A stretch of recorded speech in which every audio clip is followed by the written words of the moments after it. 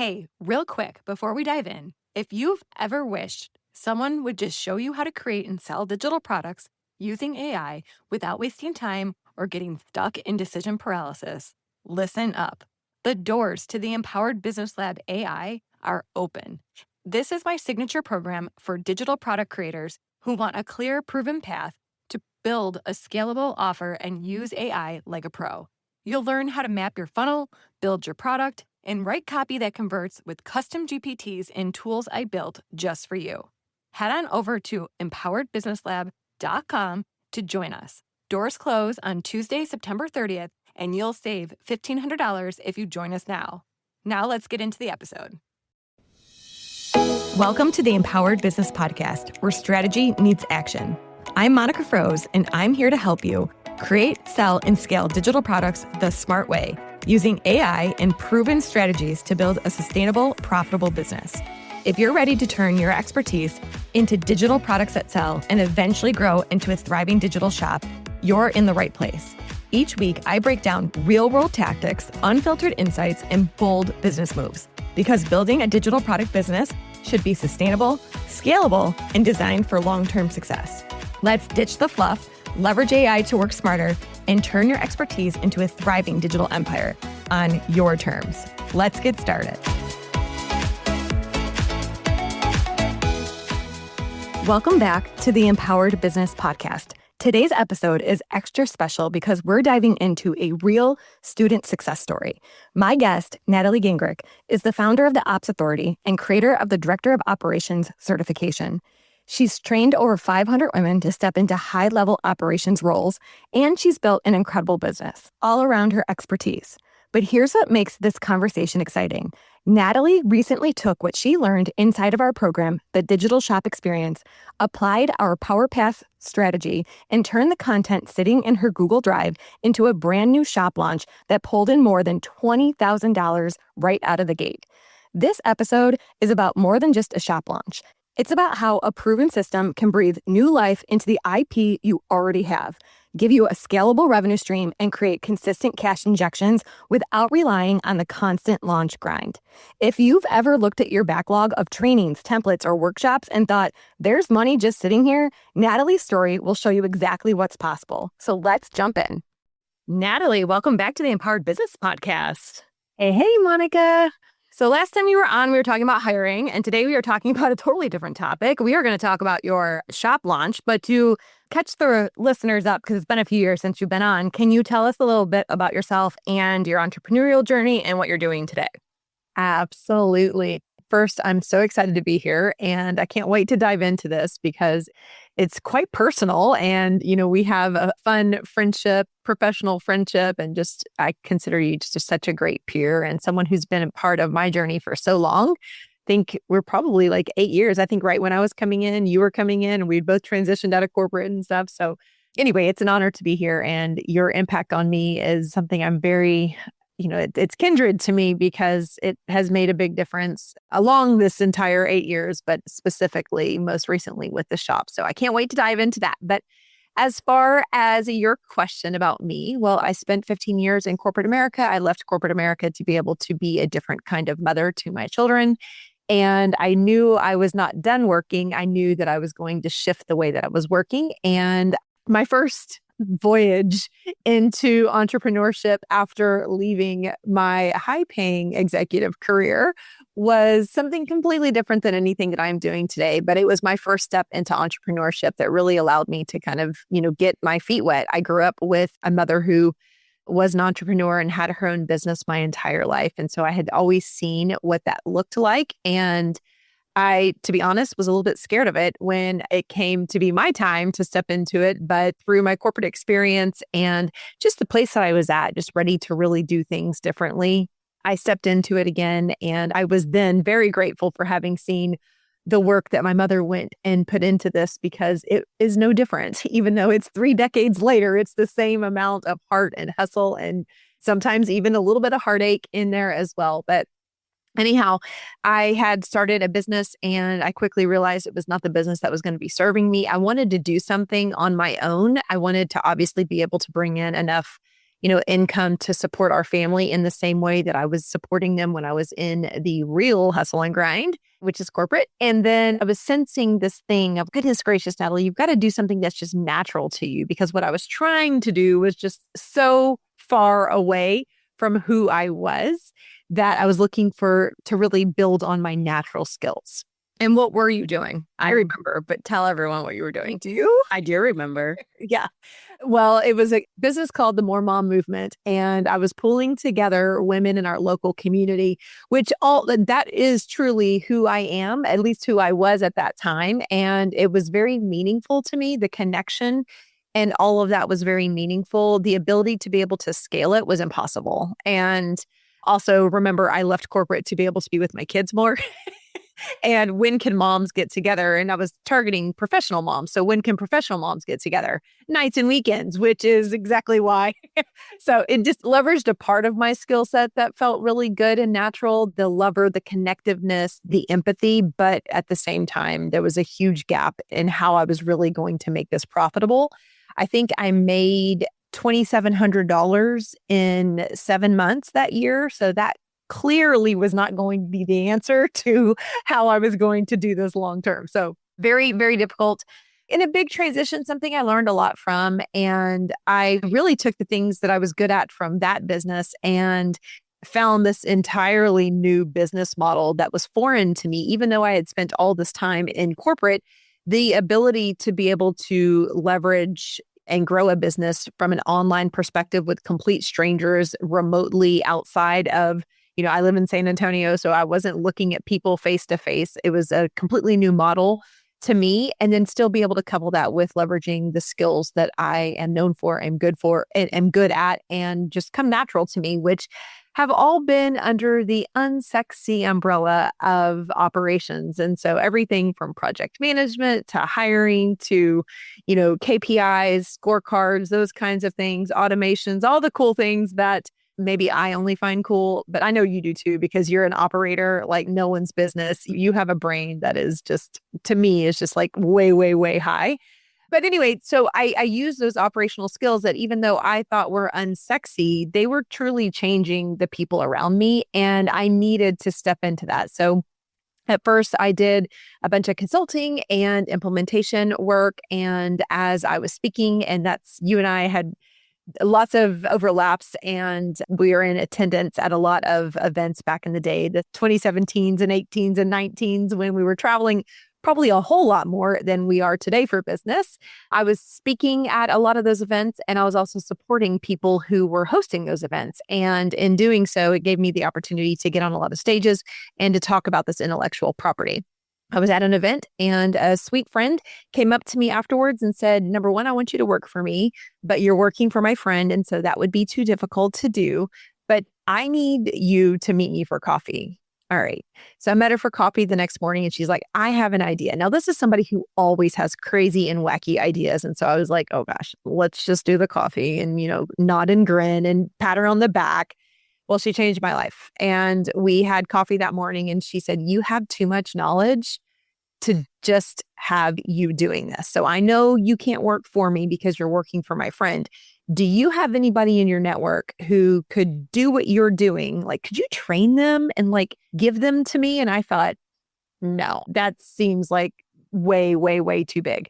Anyway, I noodled on that for about 6 months, and I went to work with documenting how I was getting results from my clients. So I really turned from a service provider, and we built a new business as a education company. And so today I have a certification company for certified directors of operations. And I've taken all that knowledge that came so natural to me and all of the processes that my brain just naturally writes, and have put it into a curriculum that now 500 women have actually come through our certification. So we're celebrating a really big milestone. And we've been able to do that over the last 5 years. That's awesome. That's a very unique way for a service provider to turn how they get people results into a more scalable, because when it's just you're limited to how many clients you can help, and you could have went the agency route, which we know a lot of people who have gone the agency route. I've always found that to be a very stressful route personally. And instead, you learn to scale it through teaching people the skills that come to you naturally. Yeah. So just something that might be interesting to your listeners. I've tried all the routes. I've done the agency, and I had never been more miserable in that moment. And no digs. There are people that are made for agency work. The thing that has to be present for agency work is you have to be an incredible leader, an incredible manager, and an incredible marketer. It's very difficult to find those three skill sets in one person. And it was just a big challenge for me at the time. However, the other thing about scaling like a service and a skill into something scalable is, the first thing that everyone thinks of now and even then was like, oh, you'll make a course, like quote unquote passive. I'll put all this education and IP inside of one container and I'll go to town marketing it so someone could just have access to it at any time. Well, of course, I explored that as well. That was my very first. I didn't go initially into the certification. I first went into creating that course. That course was, I feel like this is like a dinosaur decade ago. Very, very long ago. But when I put that information together, what happened is buyers were buying this content. It was way too much content, first of all. But second of all, people would come to me and say, hey, who purchased your course? And I would say, hey, Monica, Jackie went through this. And then you would just trust me that because Jackie went through my course, that she was going to be a Natalie in your business. And then you have a falling out because Jackie isn't who you thought she was.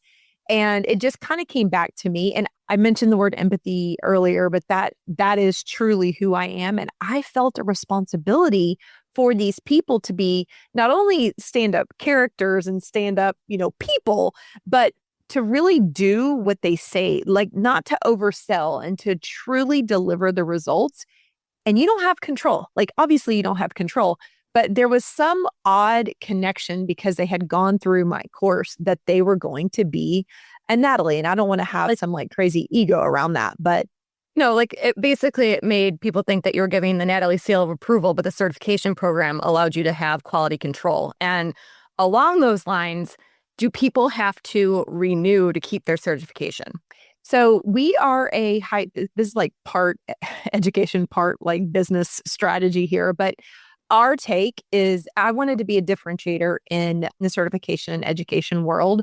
And so, no, we do not. It's high ticket for our audience. And so they pay us one time. They get access for life. Now, every business coach has told me, Natalie, you are doing this absolutely wrong. You're leaving so much money on the table. And they are absolutely right. They are not wrong.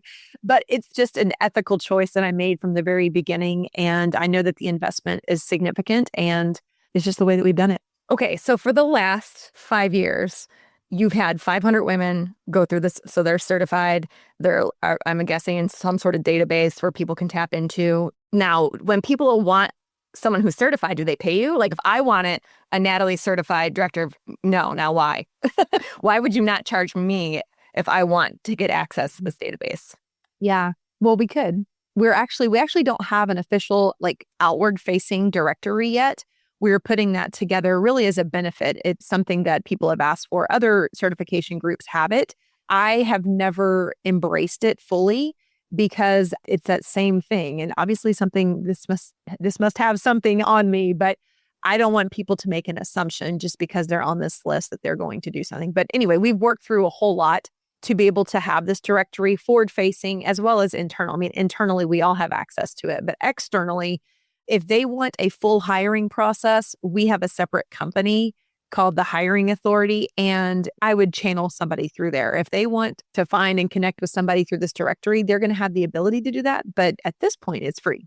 Okay, so the only way you've made money in this business, the certification business, for the last 5 years is those 500 women paying the one-time high-ticket fee to become certified. Yep. Okay, so in the certification program, you have developed a lot of content. How is that content presented to people who go through the certification program? So we have a dripped model. So we have cohorts. So they come in and all of our content is dripped. We have 120 videos. And so it is a ton of content. We've worked with a lot of instructional designers and everything to make sure that the learning experience is great. And we've chopped those videos down.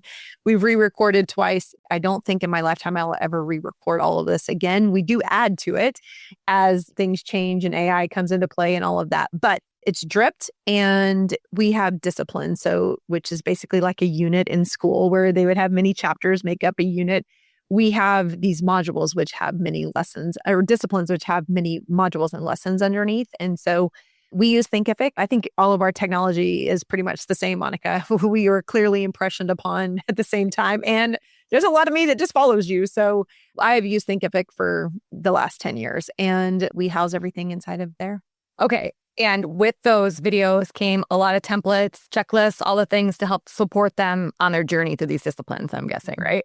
And I do not remember the first time I actually said to you, hey, you're gating everything behind, not everyone's going to be able to afford to pay for a high ticket program, but there are just some people out there that will never pay for it. Likewise, like with the membership, I liken it to a membership. Some people just don't want the recurring costs. They don't want to have to worry about it. They don't have to remember to cancel it. And they just want what they want when they want it. And I would say it's a decent amount of people out there. So when I came into the shop model, I mean, honestly, for very similar reasons, I had a ton of content that sat behind gated paywalls in some way, whether it was big courses, in a membership. It was just over the years I had done, and I'm sure you probably have done like one-off workshops or trainings within that cohort. And then you would do it and it would just sit in your Google Drive. And over the years, one of two things kept happening to me. One, I had a lot of content that I just didn't have a medium to sell it in. Or two, I'd have to create a whole new sales page. And I got to the point where it was like, okay, well, you go check out 10 different times. Like I take Black Friday as an example, the way we tried to like cobble together Black Friday sales. Everything in my business 50% off. But I mean, here's 40 different links to get it 50% off, right? So over time, it's like I completely understand the idea of I sell one thing and I'm going to get really good at it, which is what you did for 5 years. But then it's like now you have all this content, and unless I'm paying that one high fee, you're never going to get access to it. And it's like it got to the point where I feel like I've watched so many people have all this IP and not really leverage it to make as much money as they could enter the shop. Is that kind of what I finally convinced you of? It's very close. The one thing is I took your advice, and I remember exactly where we were at. We were in Dallas. I can see the place more than the city, but I think we were in Dallas and we were sharing a flatbread pizza. We were watching the Bills game, weren't we? We were watching the Bills game. Yes. Thank you, Josh Allen. Yes. And Texas State was also playing a really big team as well. So anyway, we were also sports nerds, and I'm not going to lie, I text Monica every single time I watch the Bills. But it makes you very happy. Yes. And I do think of you all the Sundays. I think of Monica.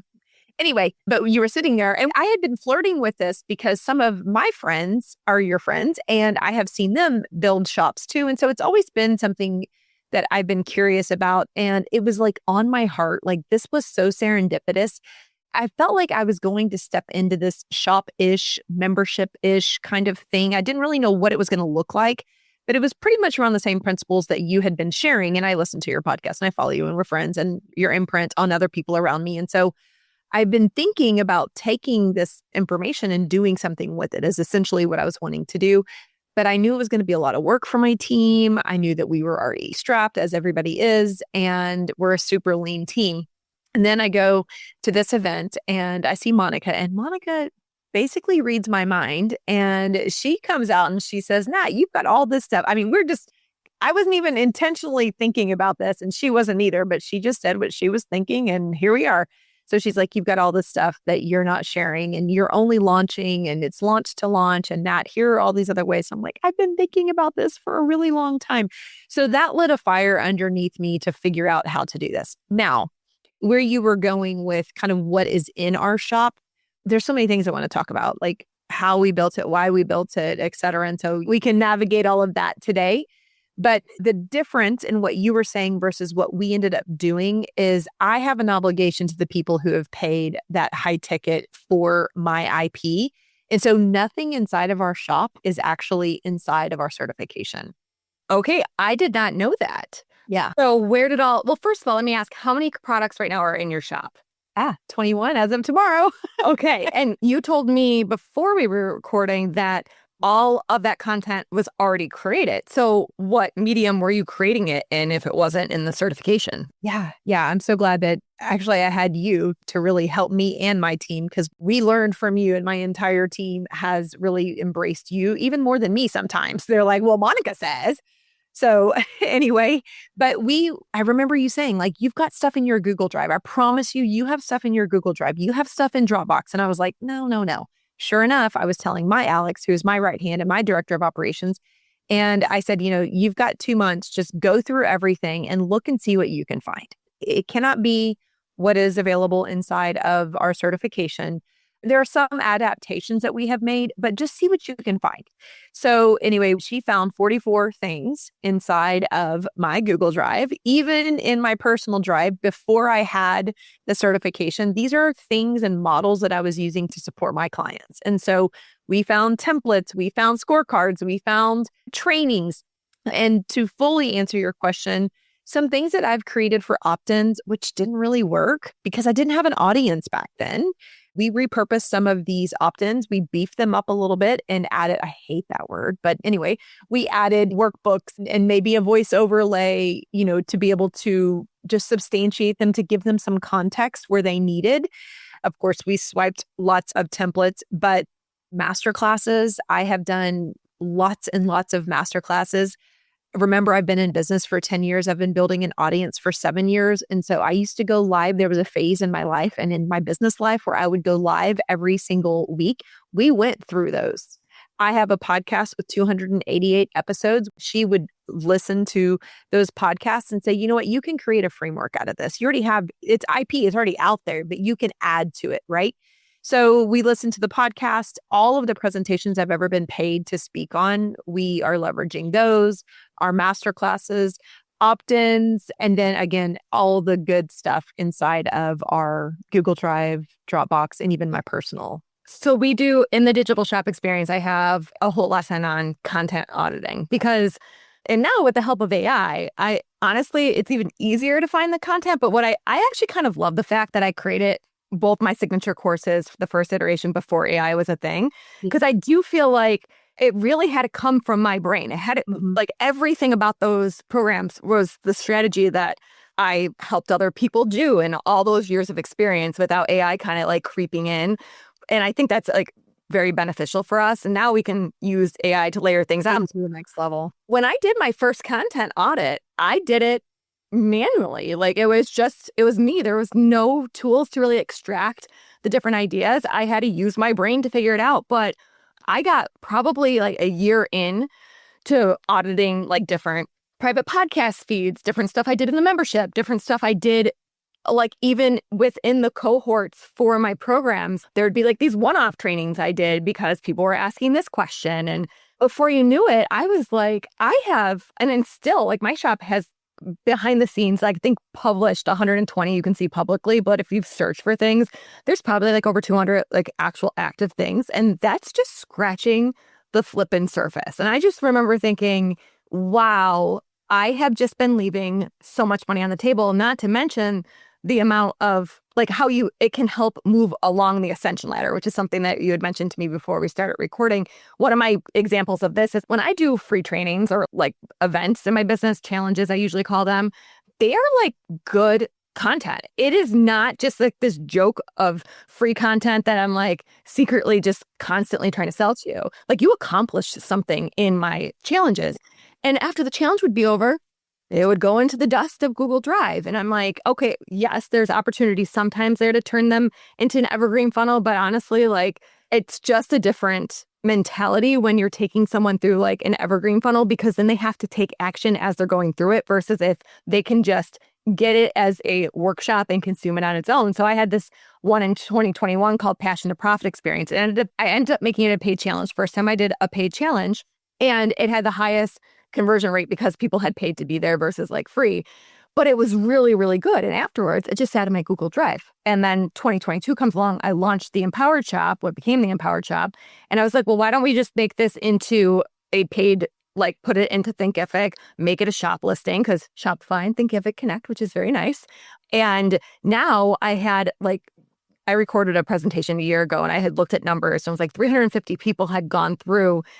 It was a low cost workshop that naturally just led to the bigger program. And the conversion rate on that was something like 20%. But that was 20% of people that you never would have ended up into the bigger program. Not to mention that I still made a few $1,000s just off of the low ticket. Yes. That was just collecting dust before that. Yeah. So we did the same thing. I mean, I used to do quarterly challenges, and my challenges are like yours. I mean, we have kind of grown up with the same expectations, and we're both just really high achievers and good educators. But these challenges are legit. And I mean, we did a challenge like 3 or 4 times over the last 8 years, and we haven't done it in a couple of years. But again, it was tucked into good old Google Drive. And the reality is, I was ranked on Google for years for the keywords of scope creep, which the scope creep solution was like, it was a training we did. You get massive results. Anyway, we had a toolkit that went along with it. And we had 7 things inside of this toolkit. Well, guess what? Every single one of those is now its own product, or you can bundle that sucker together. And you can also buy the training as a, So what happened when they would Google scope creep before? They couldn't buy anything for it? They would literally join my list. Like, these are like dumb marketing things, but they would join my list and I guess just wait around until I maybe pulled it out for another free. It's so stupid. Yeah. Well, okay. I want to talk about the launch of the shop, but before we talk about that, okay, first, there's 2 things that keep coming back. One, I want to ask you how you're using it in your ascension ladder, like how you're using when people do buy from the shop to get them nurtured into, eventually you want to get them into the certification.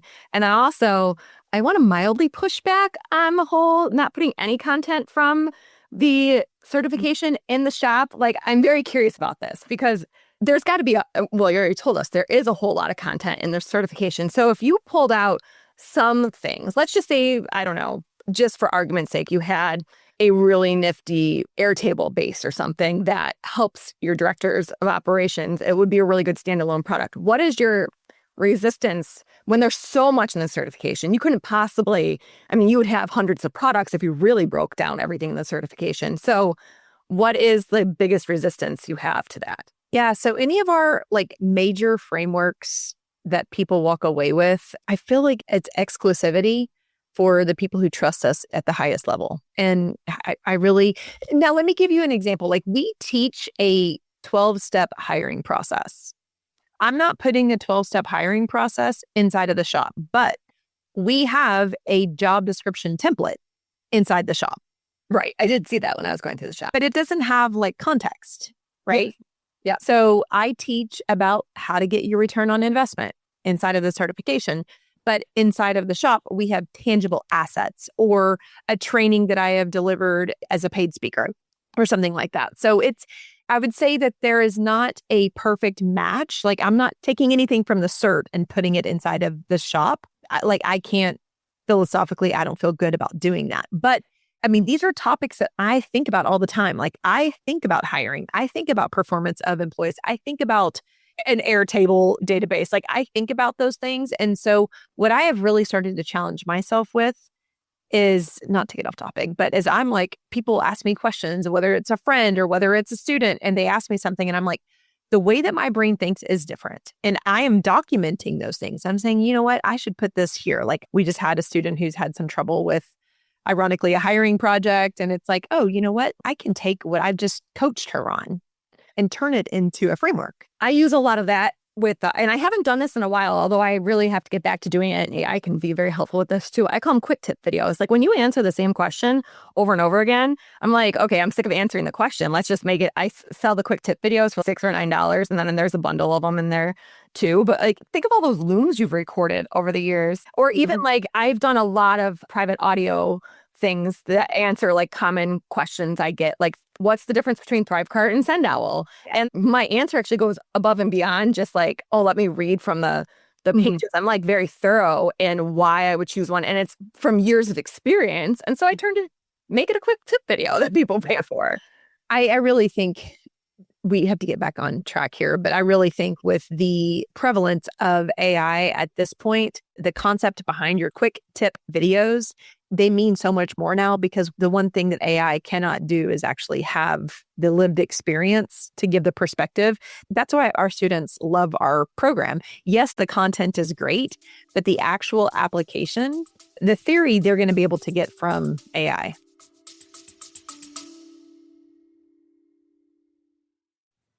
Are you tired of staring at a blank screen wondering what product to create next? Here's the deal. Guessing doesn't make you money, but data does. That's why I built the Reverse Idea Finder GPT. It takes the exact process that's helped thousands of digital product creators uncover profitable, scalable ideas, and it put it on autopilot. In just a few clicks, this free custom GPT will help you validate your ideas using real customer search behavior. It will help you brainstorm product angles based on proven demand, and it will spot gaps in the market your product can fill. Stop overcomplicating it. Stop throwing spaghetti at a wall.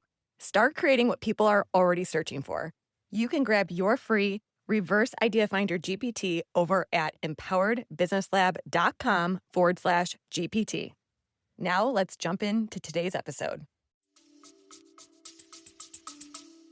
The practical application and the lived experience, they can't. Perspective, they can't. Well, that's exactly it. And that's what I tell people all the time. Why you, first of all, to extract the information that's in my programs out of AI, you have to know what you're asking it.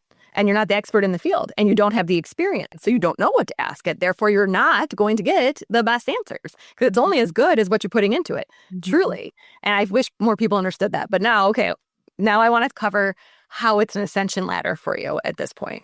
Yeah. So we've always had one signature product, and that was our certification. And, the market has changed. There's no secret here. The market has shifted. The market has changed. Our spending habits are different. Consumers are smarter.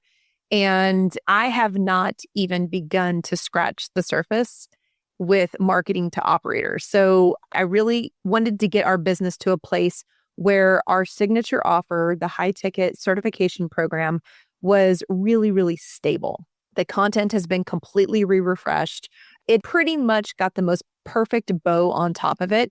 We have a program manager who is overseeing the delivery of it, and I needed to get that stable for me to have capacity to start thinking about what comes next. And that is kind of when you and I met in Dallas, where that was really emerging for me. And it was also a time when the market, I knew like the election was coming. I knew the markets were changing. I knew things were going to be different. And I knew that my business was going to have to evolve or really, really, really do something different. And so I started to explore we are not short on ideas, and we're not short on being pressed upon by the gurus of the world out there. But the one thing that I wanted to stay authentic to me, which is something that's important to me, you, and probably every listener here, is I wanted it to be me. I wanted it to be something that did not require a lot of labor. So this was a time in my business where I was really trimming labor. I was really being very conscientious about profit margins, as we should be. And I needed something that I could still impact people. I knew that there was going to be an upfront labor cost, but the long-term labor cost was going to be able to be controlled and mitigated. And it was still something that I was known for. It was still operations education. It was still coming from me. And anyway, so that's kind of how we got to this point. So I went from a signature high ticket to getting that stable to realizing I really want to make sure that, number one, we get more certified directors of operations. But if the biggest barrier, which we talked about earlier, Monica, but if the biggest barrier is a $7,500 price tag or time, or you know what, maybe somebody is already a hiring genius and they don't want to come through my program and sit through the other 3 modules that cover HR, but they're already HR geniuses. And so they already discount my product because they have that one thing. But as an operator, everyone's still curious about learning. Like education is something, we're fact finders. Like we like to figure things out. We like to learn, et cetera. So I was like, you know what? I'm going to create the shop. This shop is a digital shop, just as you teach. And so we've got multiple products inside. And we put them in 3 different categories. And I use that to make sure that I don't have randoms, right? Like it really helps me to make sure that we have a cohesive theme and I can market it appropriately. And if are those the disciplines inside the certification as well? They match? close. The operational skills, yes, there had to be a close gap because my goal is to be able to touch more people because this is a lower ticket. It is not completely passive, but it can be completely passive for people. And it's a very low barrier to entry. It's extremely accessible and it's available immediately. We talked about this as well. Like some people don't like in my program that it's dripped, right? Like they want to come in and I'm telling them there's 120, video modules. You will literally be so overwhelmed. You will not want to do this. But they're telling me, nope, nope, nope. I want to. And in this case, they get that immediate access, which is still a draw. But I think the biggest thing is the accessibility of price, the affordability and the accessibility. So now we've been able to expand our funnel, if you will, the top of funnel to where we can pull people in. They convert way easier because the price tag is lower and they're getting a sample of us. They're getting a sample of me. And that know, like, and trust that we've learned when we were young, that know, like, and trust is starting to be built. And then, we have a variety. They can buy products on their own. They can buy bundles. They can buy our all access pass when it's available.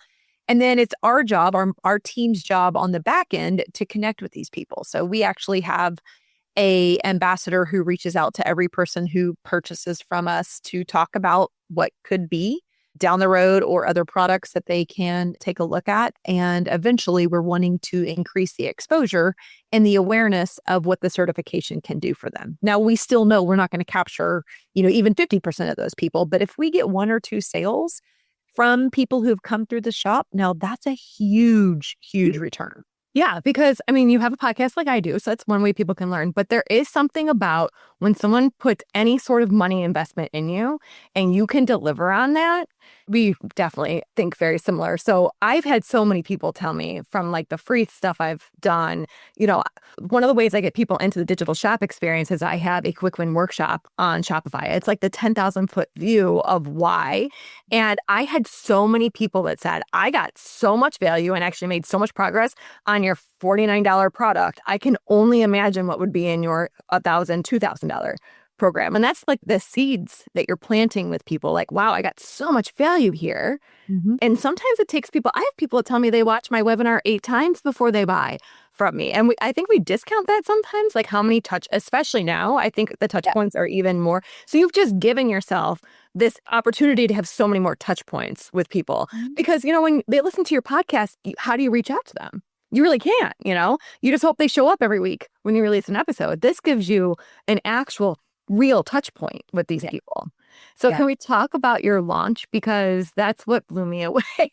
Yeah. That's why we're here, right? Yeah. So some of the things that you taught, Monica, that led us to, all of this was kind of your success too. I hope you felt that too. I remember excitingly communicating and texting you that day because I did feel like your hand was in this. We had definitely had a successful launch. I told you earlier that, my team went through, we looked through all the things and I wanted to launch with 20 products. I know that you recommend even fewer than that, but for me, I was like, let's start with 20 because I wanted the all access. I knew that the base of our sales and our success was going to be on the all access pass. And so anyhow, I wanted 20 products in there. We identified 44 products by doing that audit that we used your spreadsheet. We use everything from you, but we found 44 things. We gave ourselves 6 months to get all of these prettied and edited and everything made and done and shop built and all of that. But I wanted to start with 20. But I also used your concept of this roadmap. And we showed the roadmap of the additional 24 products that are not ready yet. But you know what? For me, I'm not having to generate new content for those 24 additional products.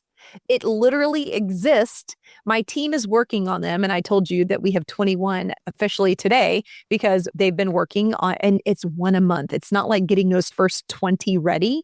It's 1 a month and they're not like overhauls. They're truly just, editing either videos or adding a workbook or adding a component. But anyhow, so we do have the roadmap concept. And I do think that it was something that was a very good selling point that I wanted to point out. Now to our launch. We did a 5-day launch to our entire audience. This was completely warm. We didn't run any traffic, any paid traffic at this point because we're really validating a concept still. My audience, they're not experienced with this at all, because I have only sold them one thing forever. And it's always been a launch, launch, launch. And so, yes, this was still a launch, but it was a very different launch. And we teased it only for 1 week. Something's coming, something's new. It's for everybody here. And it covers the variety. I didn't mention that earlier. The shop really covers the variety, whereas our signature certification is really for people who have 2 to 5 years plus of experience. So this is really accessible for everybody on the list. Okay. So we did a 5-day launch and we did a descending offer. So the first day we did a 50% off of the all access pass, which was only available through that week. And the next day was 30. The next day was maybe 20. And then we did a $50 coupon and then a $25 coupon on that Friday. So every day there was a different opportunity for them to join us. Of course, the bulk of our sales came through on the first day.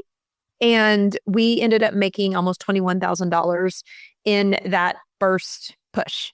So our goals, I didn't know how to set these goals. This was the first time we were doing this. We've never offered anybody in our audience anything like this. And so either I really undershot or, the feedback that we got was like, this is what we need. This is where we are as a community. And this is a great way to get support. We ended up selling, I think, a little bit over 81 all access passes in that first week. We had 2 people buy them at full price, and then everybody else was discounted.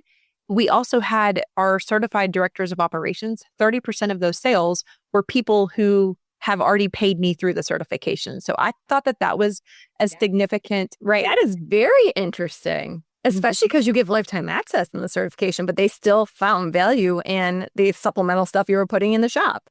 Because it's different. And I made sure to point out that there is nothing duplicative in the two. And so I actually see it now as an opportunity to upsell when we're done with the certification as well. We'll be messing around with a lot of that, but we did have a handful of people who came in and bought one-off products. The majority of all of our sales were the all access pass. And fast forward, I'm not pushing the shop every single week, but our goal is to push it twice a month, once when we're dropping a new product off of our roadmap, and then another is to feature a bundle. And so we looked at all the data. Me and Monica are both like data nerds. And so we looked at what was downloaded most, even from the all access pass and people who purchased. And there's this one thing that was an opt-in moons ago, like 8 years ago. It's a business hub. It's just a repository for all the things in your business. And the template is in ClickUp. Well, that was the number one thing. And so we sold it. We did a little campaign, a flash sale, as Monica teaches us. So we did a flash sale and it wasn't wild. Like it wasn't $20,000, but it truly was so simple to do because it's already there. Yeah, because you don't have to spin up a sales page and a new checkout page. And that's why I tell people to be able to sell out of a shop. It went from, okay, if I want to do a flash sale, I need a page, I need a checkout page, I need all of these assets I have to put together. Then I need all the images that have to go on it. Versus like you just have the shop listing and you can mark it down, do compare it pricing. It's just so much easier. And we're even flirting with not even marking things down, just highlighting them. And the marketing around the items that are already, you mentioned the sales page. Like, obviously, we don't need a sales page. We have a listing there. It sells itself. If you're going to be in business, you're going to have to market and you're going to push people to that product. And so all I had to do for that particular flash sale, it was like, why did I ever create that? And so I wrote a little story about why I built that for a practical purpose. I talked about that. And I believe we had 17 people buy that. Obviously, we're not all access pass holders, but 17 new people purchased that. And it came out to like $300 and something. Like, obviously, that's not a ton of money.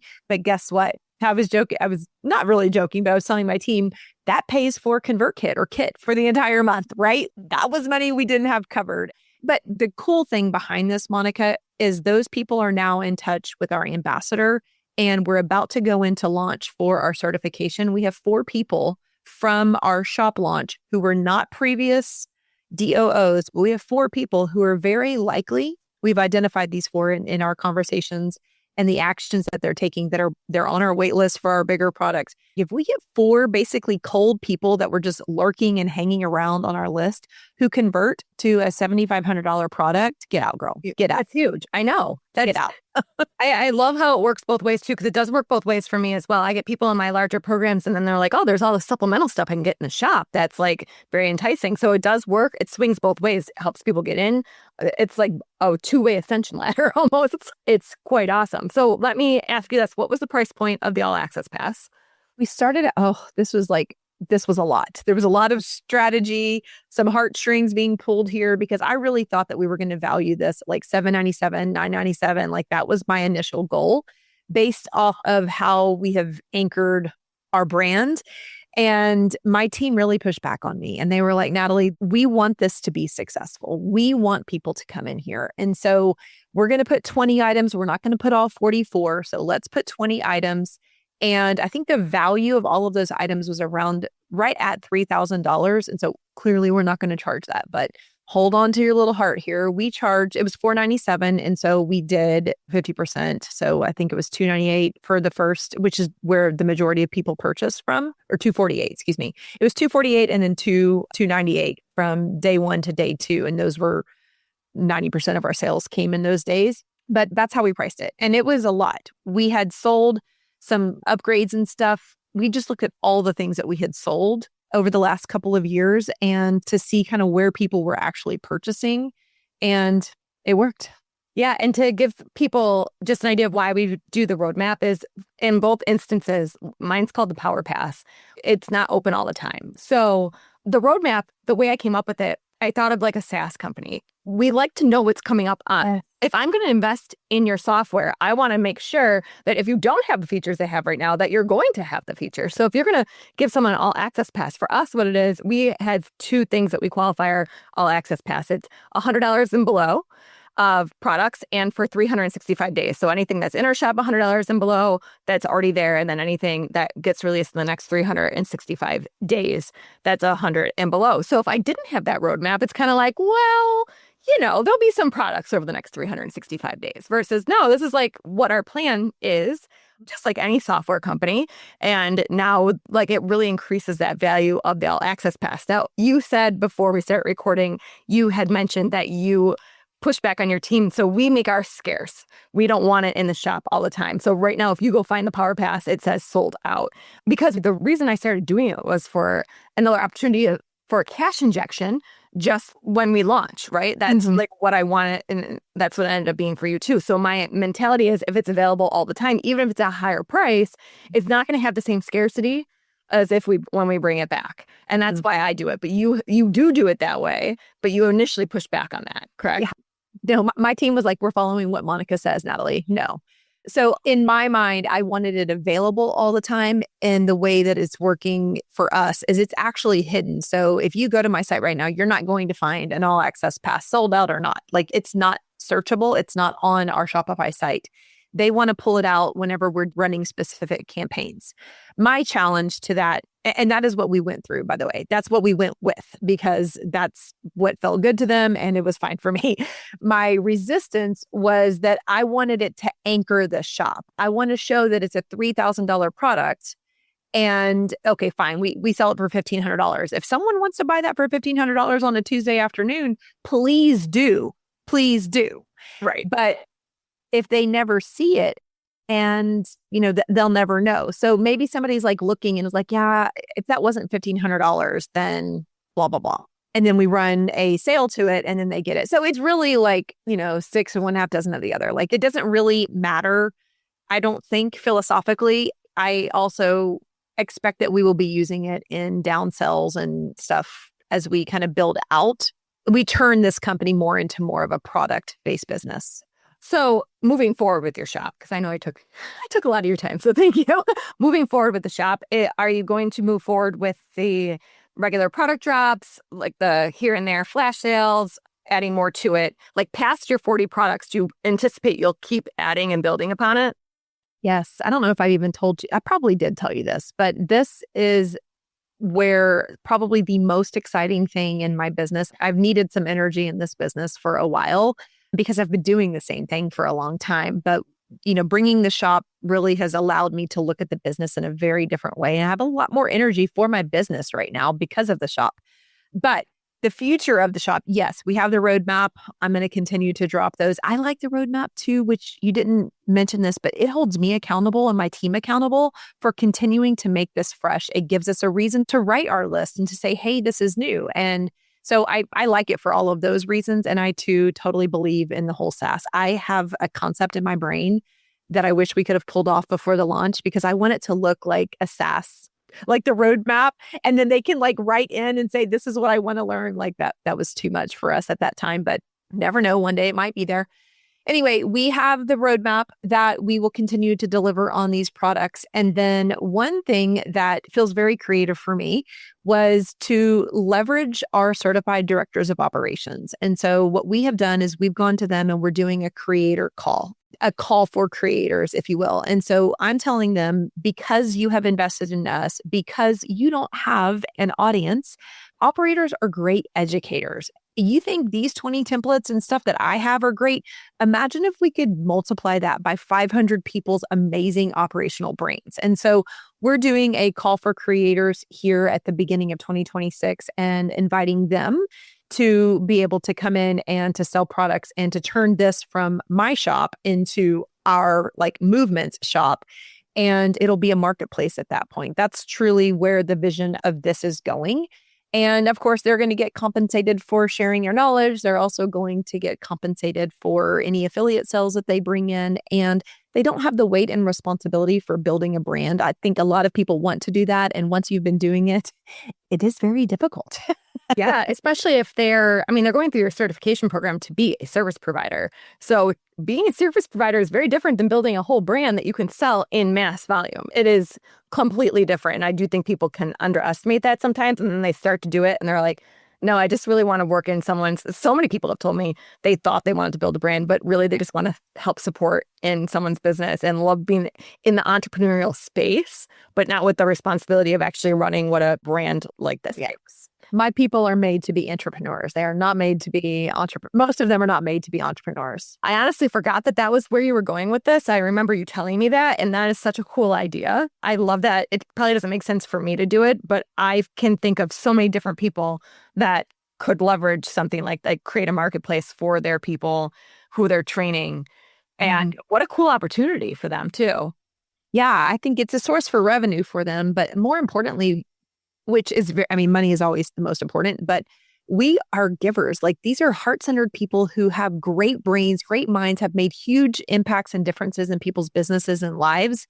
And to be able to take that, just like I did with the certification content, and put it inside of a vessel that they can be rewarded, get seen for. I expect we will have collections that are like the Monica collection, the Lynette collection, we'll have collections where people can send their people. If they do have an audience, they can send their people to Lynette's collection. And if you like learning from Lynette, then kind of like Udemy, Skillsoft or all of those like traditional education platforms, I really see that this has the power to grow into that and be very specific in operational education. Oh my gosh, I love this. Well, thank you so much for sharing this with us. I am honestly, when you talk about being like reignited in our business, I had told you before we started recording, I wasn't sure when I was going to relaunch the digital shop experience. It is a major undertaking. It's a huge program. It took me months to get it to its final state that you consumed it in. And it just felt like, oh, I don't know. Like, 'cause there's AI stuff I want to put in. And I was just kind of meh about it until talking to you. And now I'm like, I actually was taking notes as you were talking. I love doing that when I'm interviewing people of ideas now after listening to you of things I could put into the program. So I'm very excited notes as well. Yeah, so thank you for this. I love it. I always tell people, I honestly interview people kind of selfishly sometimes. Like I'm interviewing you because I want to pick your brain in a way, It's like I'm asking you this question for my benefit, really, and then everyone else can listen to it. But I love it. Well, honestly, Monica, I can't. When you do go to sell this again or share this again with your people, I have been in this game for a decade. I have gone through lots of programs. I have gone through programs that didn't deliver. I've experienced all the highs and lows of what it is to be a consumer on this side of education and the experience was great. Not only did I do this, but my team also supported me through this. And it's hard to ever say this because you never hear that. I think people come in and they're excited to buy, and then they buy and they're like inundated with like, oh my gosh, this is actually going to be too much. I'm just not going to do it. Like, we came in, it was consumable. We were able to take action. I love all the theory, but if you don't give me practical application, I am out. I'm an operator. Like, I don't function with pie in the sky. So anyway, it was just, to us, it was very complimentary to what we actually needed to get this done. And all of the resources that, you mentioned the audit, the power pass. There's so much good information in there that allowed us to have, a $20,000 cash injection is no small feat around here. Like, I got chills just saying that because we needed that $20,000 significantly. And we did it off of content we already had. Did we have to work and make it pretty? Did we have to build a Shopify store? Yes. But we already have the skills to do those things. And you teach them. What we didn't know about the Power Pass, we learned it. You suggested some apps and we purchased those. And it just, to me, it was just like a bundle that just, not to reuse that word, but it was just a capsule that allowed us to come in to know exactly what to do. I trusted you, so I knew I could do it. And of course, the additional container, I think I paid a little bit more to be able to come into a container and ask you questions on a monthly basis. And I did that a couple of times. And even that was helpful. So anyway, I just can't say enough about the experience that we had and the content that you delivered. And then I think most importantly for anyone who's considering a shop or even reigniting a shop or, going down the same or similar path to me is the fact that this can truly bring you a lot of joy off without having to re-scratch the surface. I'm building upon years and years and years of experience. I'm almost in my fifth decade, right? Like, I've got a lot of great content upstairs, and this is now a vehicle that we'll be able to leverage. And if I ever want to get rid of the certification, I now have another arm of our business that we can do something completely different with.